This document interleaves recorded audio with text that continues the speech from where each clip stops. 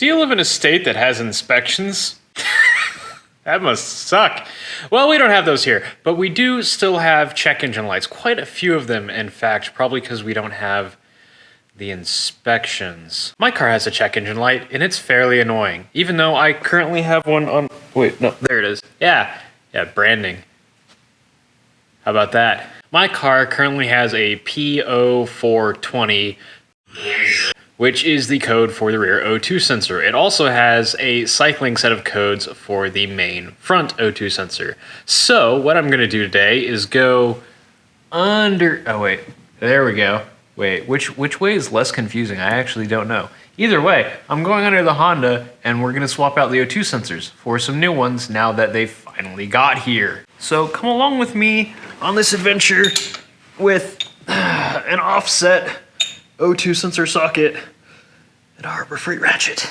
Yay! I have no idea if the lighting under here is adequate, but there's our man right there. There's the O2 sensor sticking out of that pipe. Ignore the fact that there's no catalytic converter in front of it. That's not important at all right now.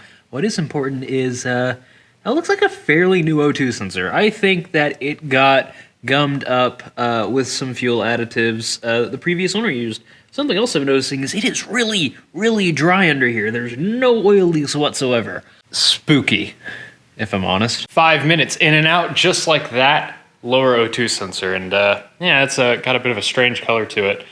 Came out absolutely no time at all. The camera didn't even have time to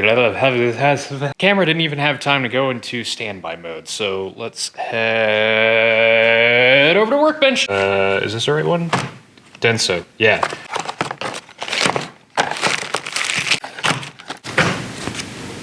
Okay, what we have here is a new Denso O2 sensor. This is, I believe, OEM for this car. I'm not sure. What brand is this one? OHC501H7. Okay, no idea there, but I believe this is OEM. At any rate, it's a nice looking little O2 sensor. What's important, 4-wire O2 sensor, which means it is self-heated, and some anti-seize compound, which I will put on the threads before I put this in so that when this one fails, I won't have to kill myself getting it back out. Yeah, okay, I'll admit it. I have no idea how much of this stuff to use. That looks adequate, so let's go pop this in the car. Wow, look, I brought a flashlight. That is in. It goes in. It's pretty similar to putting in a spark plug, really. Just kind of tighten it until the crush washer gets flattened.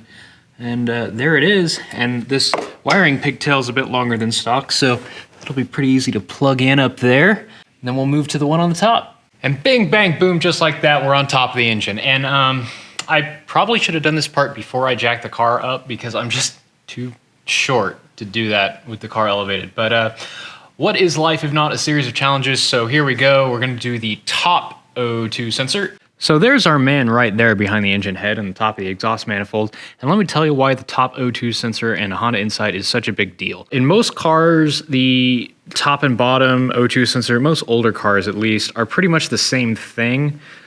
In this car, that top O2 sensor is what's called a wideband O2 sensor, as opposed to a narrowband like we have down there. And you can actually see the one we just installed down there in the bottom. What a narrowband O2 sensor does is it measures just either side of the ideal air-to-fuel ratio to give the engine an idea if it's running a little bit rich or a little bit lean and whatnot, and help it keep it right at that 14.7:1 mixture. A wideband it's a wider band. It's exactly that. It can read a little bit further to rich and further to lean. And that's important because these engines can run at up to 22:1 air-fuel ratio to save fuel. And that needs to be able to tell the engine exactly where it's running within that range. Because this car doesn't have a mass airflow sensor or anything like that, it relies on a mixture of the manifold air pressure, the intake air temperature to figure out the air density, and this wideband O2. If you're into Miatas or Megascorts or something, a lot of those cars have a similar setup with a MAP, IAT, and a wideband O2 sensor used to determine engine load and tune based on that. This engine runs in pretty much the same way. All that to say, let's take that sensor out and replace it. And also that sensor costs $150 because it's a wideband. and it also only fits like 2 years of Honda Insight and nothing else. So you're not exactly drowning in interchange options. So I wasn't able to show this underneath the car, but these O2 sensor crow's foots are really cool. They've got this slot in it, so you can just slide that right over you can put the cable in the, okay, hang on, I've got like a thing in the way. There we go. You can slide it right over the cable and onto the O2 sensor without having to remove anything. And I can just fiddle around with it until it's where I need it to be, and then I can put my ratchet on it. And it looks like this wiring harness is gonna give me a bit of trouble, so I'm gonna need both hands for this probably. No, there we go. And that's all it took to get it loose. Yep, I can take this back off. This is interesting. Here's our new NTK wideband O2 sensor, and here's the old one that came out. You'll notice something. The new one has a way shorter cable, and I did kind of notice that this had like this grommet, and it was much longer, and there's like nowhere for that cable to go. I think this is actually out of either a Honda Odyssey or a 97 Honda Civic HX, which are known for having pretty much the same sensor, but a little bit longer. But there is some debate on if these are actually calibrated the exact same way. So this is for sure the right sensor according to endless forum threads. Ooh, that already has the anti-seize on there. Very nice. That's a lot less than I used, which is mildly concerning. This does seem to have the same amount of holes and whatnot in the tip. You'll notice this one doesn't have the deposits on it. I tried to hit this with a blowtorch and got it like cherry red hot, trying to burn all the deposits off, but it's really hard to get the inside part as hot, and the inside of these sensors is like a porous ceramic, and once something gets in there, you're just kind of hosed, and you've got to replace it. Regardless, I'm going to keep these around just in case. I mean, if this doesn't solve my problem, then this sensor might not actually be bad, but at any rate, I'm going to go pop this back in the car. I do kind of like the sort of bluish tinge going on there. That's quite nice. All right, go stick this in the car, and have a grand old time. Well, how about that? That looks pretty nice and shiny in there. You can see the cable is just the right length. So I'm gonna go clear all my pending codes, and then we'll fire this up and see what happens. There we go, there's our two fault codes, a P0420 and a P1165. This would be for the secondary O2 sensor, and this is for the primary. Just gonna go ahead and clear those. All right. Check engine light be gone. All right, let's fire it up.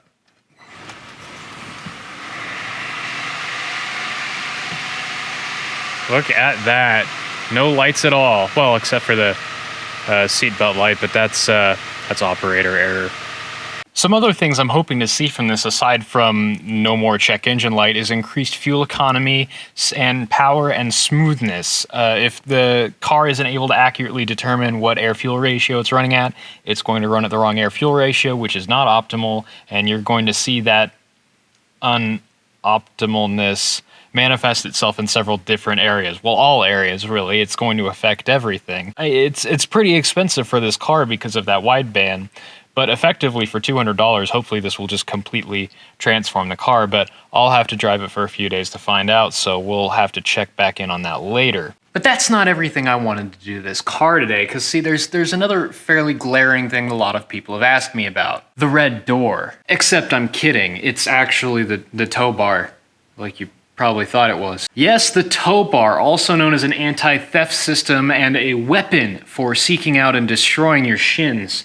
And also probably like 40 pounds of weight in the, not 40, but a significant amount of weight in the nose of this car. It's a big beam. You can actually, I noticed the other day, you can see there's like reverse indentations here in the bumper cover from what I believe are the bolts holding it on.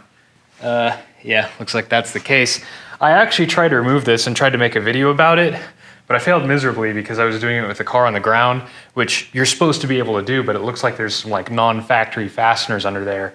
So I'm going to cry and scream and swear and throw things and try to get this bumper cover back off and show you guys how this thing attaches and hopefully get it gone and get it out of here. Hey, that's looking like something. We got the bumper pretty much all the way off. Turns out those non-factory fasteners, what they actually were is, well, whatever hack installed this thing, whenever they broke a clip or anything, they just found a random nut and bolt to put in there. We had what was it? An 11 millimeter bolts going through with, no, 13 mil going through with 12 mil bolts on top, and they were blind fasteners. Had to reach up there with my arm, cut myself a bit. It was pretty terrible. And then there was some of that over here in the corners as well, but completely different sizes, of course.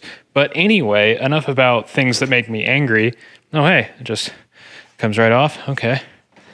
Just set that down and see what we're dealing with here. Interesting. So it blocks off a decent amount of your radiator, and it appears to bolt where the factory crash bar does, as well as some of the lower structure here. Neat. Looks like that's the OEM toe point there, and that has to come out to get to this bolt behind it. And then we've got some more over here. So it looks like it's 1, 2, 3, 4, 5, 6 bolts on either side. And that thing will be free. I'm not sure what I'm going to do with the wiring. I'm of the mind of out of sight, out of mind, because I really don't want to go chasing that all through the car, and it's not breaking anything. So I might just leave it. Well, it's off. That kind of sucked. This thing is quite something. Look at these cuts and welds. This thing's just an absolute hack job. Nothing really lines up all that well. Look at how they had to notch the core support to make it fit. What a joke. The wiring going to it is pretty messed up. Definitely not worth saving. I think I'm just going to cut that, tape it, and zip tie it out of the way. This thing weighs... It's hefty. That is... like, I can't lift that with one hand. That weighs more than one of my Miata's wheels with a tire. So, probably some pretty decent weight savings there. Through the fender well, you got to take off 2 Phillips head screws going up here, and then there's going to be 2 or 3 Phillips head screws holding this to the this bottom piece to the inner fender. Then on the underside, you've got a screw over here. All of that is missing on this side, and then here in the middle, there's supposed to be some plastic rivets here. Except in my case, they were that goofy screw and nut combination, and then up here, there's just another couple 2 plastic rivets, and then the whole thing comes off. It's actually a breeze if it's installed right. The only thing is getting your screwdriver up here to undo these screws is just a royal pain. And taking all this off, I actually had to take a light bulb or a light assembly partially off to get to, where is it? This screw up here. Those were right up here underneath the headlight, and the washer fluid reservoir was in the way on the other side, so yeah, just straight up didn't work. I am exhausted. Let's get this wrapped up. Headlights back on, crash bars back on. My back is killing me from bending over this much. Time to put the bumper on.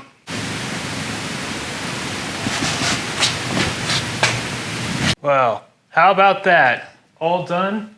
Got the pull bar off the front of this thing, got the O2 sensors replaced. This car should be good to go. Should be seeing way better fuel economy. It looks so much nicer. I can walk past it without killing myself on those stupid things. This is, that was quite the productive evening. I'm real happy with this. As always, leave a like, leave a subscribe, leave a comment, leave a subscribe. Hit subscribe, something like that. Leave one if you want. And thanks for watching.